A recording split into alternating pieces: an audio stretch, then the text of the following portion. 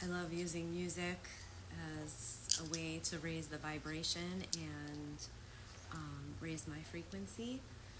And so this is day two of going live. My nose is itchy. It's been raining out here all day, which we don't have a lot of in Florida. We've needed the rain, but we don't have a lot of rainy days. Typically, where I grew up in New Jersey, we had rainy days, rainy weeks like this. But in Florida, this is not the norm.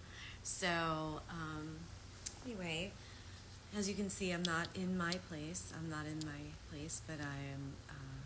I'm actually cat sitting for a sister friend, and so having a really nice time. And so it's been a rainy, cozy day, and this is day two of 30 days of going live on social media. This was the download that I had a long time ago and a download that I had again recently in a healing session, and I decided to do it this time instead of not listen. So as I was sitting before going live, because I actually have a friend's birthday party to go to tonight, so I'm so excited to celebrate such a sweet, kind soul. I was thinking about what am I going to go live about, because as I had said, and if you're just catching up, you could read my post and then you can look at yesterday's live. So I don't have a structured list, but there's lots of subjects that I can easily be put in front of a room and start talking about. So what came through was talking about speaking your truth, which after well, let me back up because people are going to see this that don't know me. I am a coach, and I would like to call myself a healer. I know that I don't do the healing, that the healing comes through me. And a lot of my healing friends, we've had talks about how to talk about that, because like when I used to listen to Louise Hay, who was one of my first, amazing teachers. Louise Hay would say, "I'm not a healer," but she was, and because it depends on how you look at what that means. It doesn't mean you don't have challenges in life. It doesn't mean that you also don't need healing yourself sometimes, but a healer is somebody who's able to channel healing through their body, somebody who's able to get out of the way and use their voice and use other modalities in order to channel healing for people. So I would consider myself a healer. Hey, Amy, I can't wait to catch up with you. But as I digress about healing, but what was coming through to talk about today, I don't remember why I was bringing up the healer thing, but was speaking your truth. And, I know why, because I was going to introduce myself, because a lot of people don't know who I am. I actually started off my working career as a graphic designer, and then a senior graphic designer, and then an art director. So I was on a whole different trajectory. And through the years, it just never felt like in alignment. So I ended up going back to school while I was working, and I got my first coaching certificate at the Institute for Integrative Nutrition, because I had and this might be another live. Maybe I'll talk about some of the things that I've experienced, where I've gained wisdom from. And so I had a very big healing journey that got me inspired to get my health coaching certificate. I worked with my own first health coach, and that was amazing. Prior to that, in 2008, I got my yoga certification, which I think I talked about yesterday. Never having the intention of teaching. But anyway, and yoga was my first love. I love you, yoga. anyway, so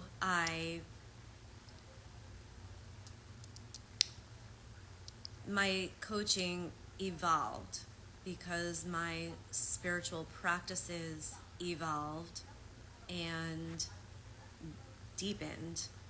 And so I could not just talk about diet without talking about your belief system, without talking about trauma. Back then we weren't even using the word trauma, but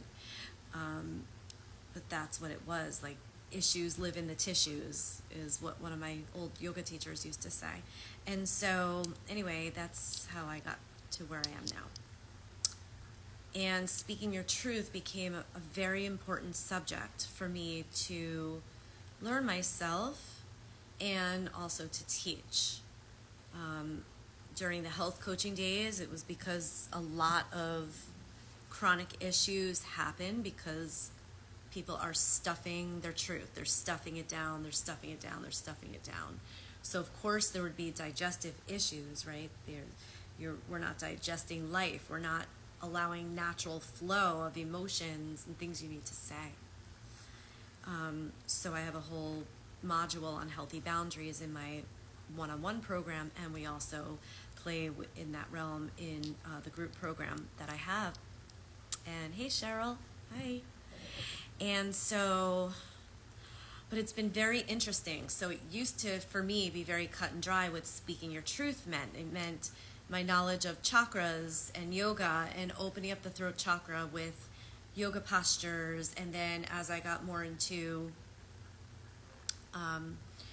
somatic work, right? So using your voice and opening up your throat and moving some of the things that have happened to complete the trauma that gets kind of stuck, where we start to lose soul fragments, pieces of our soul get stuck when we have trauma and things happen, and a lot of times our throat closes up physically or energetically or both. And then of course as I learned more about trauma, I learned what it was called. It was called freeze response. And so I learned that this was actually a very beautiful thing that our bodies did for us, for those of us that were in situations that felt like danger. So that, the body is designed to do that, so to keep you alive in dangerous situations where speaking up might be detrimental to your health or your life. So as I've progressed in my practice and teachings, as I mentioned in video 1 yesterday, that some new initiations have come through, and I've been in a very deep, much deeper introspective period and learning of myself, about my relationships. And I've had to put a pause on a number of my relationships so that I can get clear with my higher self and with God. And even then, sometimes it was feeling blocked when my intuition has always been my number one superpower. So that was quite scary. But one of the things that I learned about speaking your truth is it's not just about moving through freeze. It's also about knowing when to choose to not respond. And I've noticed this in my clients and in myself, where sometimes discerning when to speak your truth could almost be harder than speaking your truth. I can speak for myself as somebody who has suffered with freeze response, and I will say suffered because now that I'm wiser and more clear, a lot of my freeze response is not from a lack of self-worth or having clarity on what I feel. It's just an old response. It's like my body remembers. And so I'm still retraining. And I could give you situations that happened even at the end of last year where I wished I was able to say something. And so it can be very painful. And so those of you that that struggle with freeze response. I feel you, and I do have techniques to move through it, but it does take time. And with certain people, it's easier to practice on, and with other people, they're like kind of your bigger tests, the bigger way to see that that you've moved through this initiation. And so it's okay to take a pause. Is the one thing I've learned, is to take a pause, especially from the people that feel the most toxic to you, even if you love them. And that does mean taking a risk that perhaps the relationship might get lost forever. But one of the things I learned, and I think I will talk about this in another live, is that how I learned that disappointing somebody else is okay if you're doing it in order to take care of yourself and not to hurt them on purpose. So disappointing yourself and abandoning yourself is one of the deepest, most difficult wounds to get over and to forgive in yourself. And so back to speaking your truth. So that became the basis of my one-on-one program, Authentic Expression Activation, right? It's all about expressing, and whether it's in writing or in speaking. And as I've been leading that program over the last number of years, now this new thing has come about where it's like, wait a minute, sometimes speaking up is actually not helpful, because when some people are not in their right mind, or I should say not in their wise mind is a better way to say it, when they're not in their wise mind, then no matter how grounded you are to speak your truth, they're not going to hear you because they're out here in their own trauma response. And I just had that recently happen with somebody where I didn't get to say what I thought, because this person was writing paragraph after paragraph after paragraph in texting, and I knew that if I was going to respond in that moment, it was just going to keep the fire lit. And then by the time I was trying to get this person on the phone, they just decided that they were done, because they regurgitated all their energy, very mindlessly, haphazardly, unconsciously. And so these are the moments where speaking your truth, I guess there's two things I want to say here. One is speaking your truth can be toxic when you haven't grounded yourself first, and when you are reacting rather than responding. So if you are reacting, if you feel that fire inside and you're like, and you type your text, that's going to be toxic for the person receiving it. And in that moment, you probably want it to be toxic and you want it to hurt that person. But especially if it's somebody you care about, when you look back at it, you might not be so proud of yourself. So one of the things that I do, and when I have clients talk about this with me, I always say to go ahead and type it up in one of your apps in your phone, and do not send it. Do not send it until you feel grounded and you feel connected with your heart and with God. And that's where repair happens. Let me just take a deep breath on this one, because I feel like this is going to be big.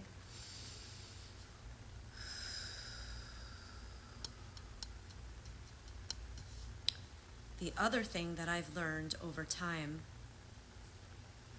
is there are certain people that are never ever going to be able to hear you. Even after you're grounded, even when you are responding and not reacting, even when you're coming from love, there are some people that are never ever going to be in the space to hear you. They don't want to do that kind of work, because it is work to move through your trauma responses, to move through your emotions and difficult feelings. And so a lot of people are going to opt out and they're going to judge, and that's been one of my biggest lessons since teaching this, that has made me really stop and think, Like, how do I keep teaching this? And so, of course, the work is always done on myself first. Every module in my program is based on the work that I've done. And my human design, I'll digress a little bit. My human design is a 5-1 Manny Gen. And as a 5-1, we have a projection line, which means that people will look at you and think that you're amazing, and then as their projections shift, they'll look at you and hate you, the same people.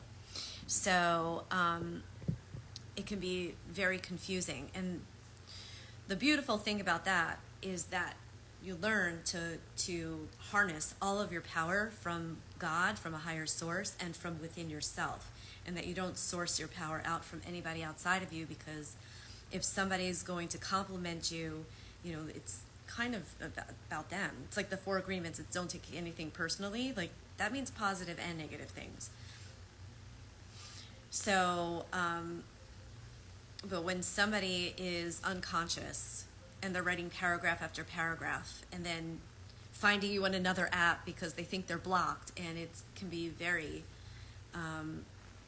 they don't know they're being toxic, or they do know and they don't care. It can be heartbreaking. It could be heartbreaking. And, but these are the things that if you can stay in the frequency of love, come back to connection with yourself, connection with source, connection with the earth, with Mama Gaia, I feel that this can create a deeper sense of love and confidence and understanding of yourself, and it opens you up to connect with the people that are on your vibration. And you can still love the other people, but sometimes it has to be from afar, and maybe not forever. So speaking your truth has changed meaning for me in the way I teach it and the way I experience it.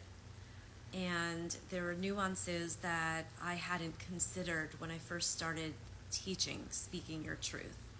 And I know a lot of times people think they're speaking their truth, but when they really look inside, they're filtering.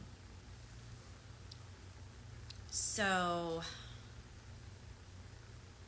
I'm still sitting in the question with this.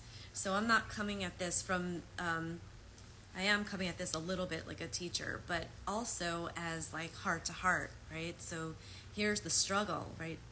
You want to speak your truth, right? You want to, the only kind of filter you want to have is kindness, but you want to be able to be direct, especially with the people that you love, and you don't want to feel judged by the people who are around you. But there is such thing as projection. So like I've even had friends where I've been vulnerable and they couldn't hold it, right? Because people see themselves, and if somebody is not fully in themselves and holding themselves authentically, and they see it in you, a part of them that has been pushed aside, they're not going to have tolerance for it. So it's always about the other people. No, it's not always about the other. Let me correct that. Everything is always about us. So when that person responds to you in their way, it's about them. And the way we respond is about us. But living in the 3D world, sometimes we forget that. The world moves really fast, and interactions like the one I just described are very real and can feel very painful, especially somebody that you've been close to or cared about for a long time. So the idea is speak your truth to yourself and tell yourself the truth. And that's where I've been at. And telling yourself the truth means, it does not mean berating yourself. It doesn't mean judging yourself. So if you're starting to tell yourself the truth and judging yourself, you're going off track, right? You want to stay here in love frequency, in the heart center. And so if that means having friends that see you in love and see you in your power and don't pity you, they empower you, they tell you the truth, and they can reflect back to you so you can see your truth, and that you can and empower you're the only one that can empower yourself, because anybody can tell you anything that feels good for a minute, but then you hang up the phone and then you got you. That's it. So, but speaking your truth is still so important. It's important for your physical health, your mental health, your emotional health, and your spiritual health. But be aware of who your audience is, about how much of the truth you speak, right? Because, and not everybody's going to receive you. I'm doing 30 lives in 30 days, and I might have nobody watching. I might have one person watching, and who knows, with the things I bring up, I might start getting some negative feedback, or people might, judge me, and that's okay, because I'm not doing this for them. Like, this is not a coaching program. This is me sharing. This is me listening to that intuitive nudge. I've spent almost a year in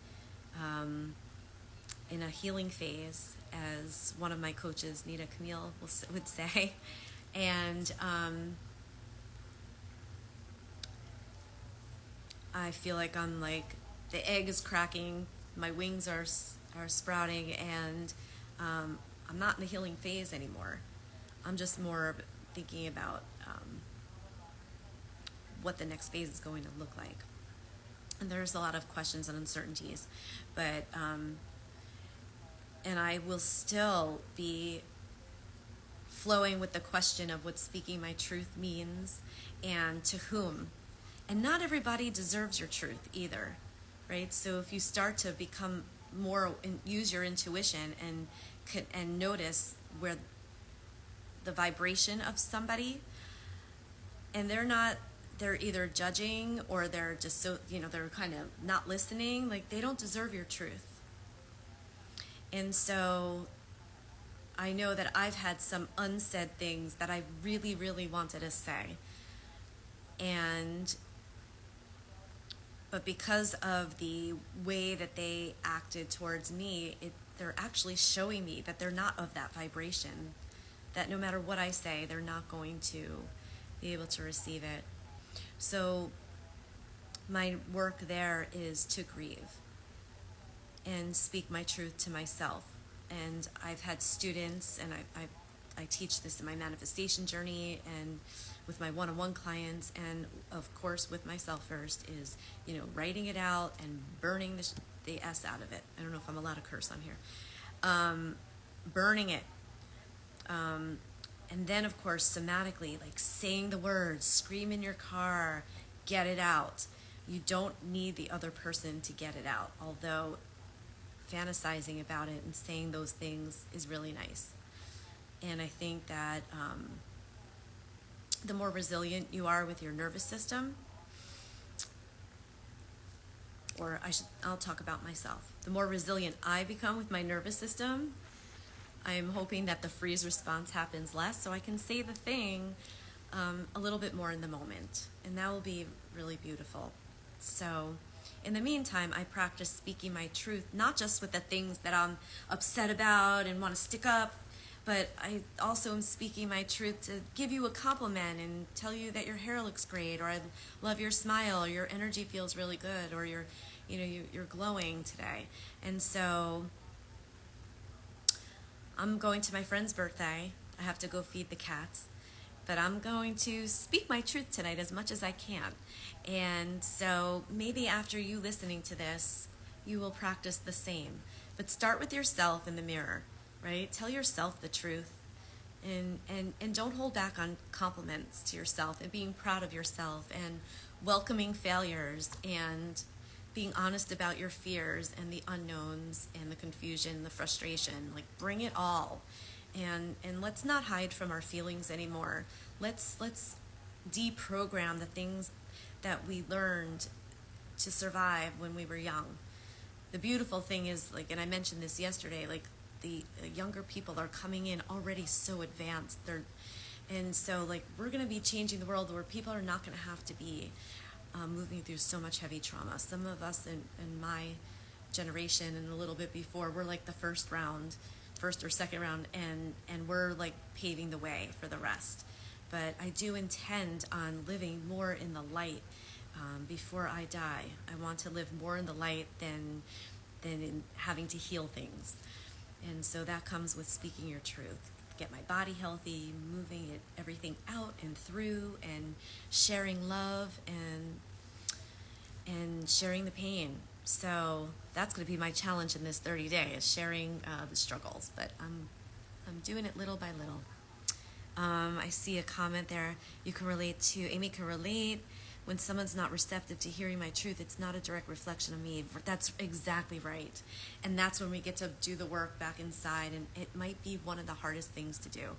But that's where you get support, right? So you have a coach, or you have a friend, a clergy member, somebody trusted, but also God. Probably God first. God or source, whatever you believe in. All right, loves, thank you for being here. I'm sending so much love, and thanks for letting me free flow this, speaking the truth, what it means now, as opposed to what I used to think it means. Let's use discernment and our wisdom. All right, sending so much love. I can go more, but I want to be on time for my friend's birthday. Bye, everybody. Thank you for being here.